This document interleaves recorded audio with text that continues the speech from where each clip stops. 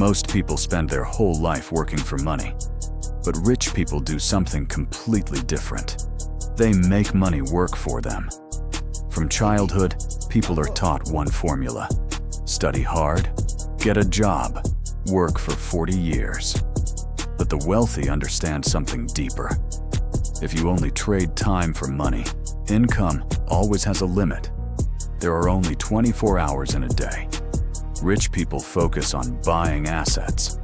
Assets are things that pay you even when you sleep.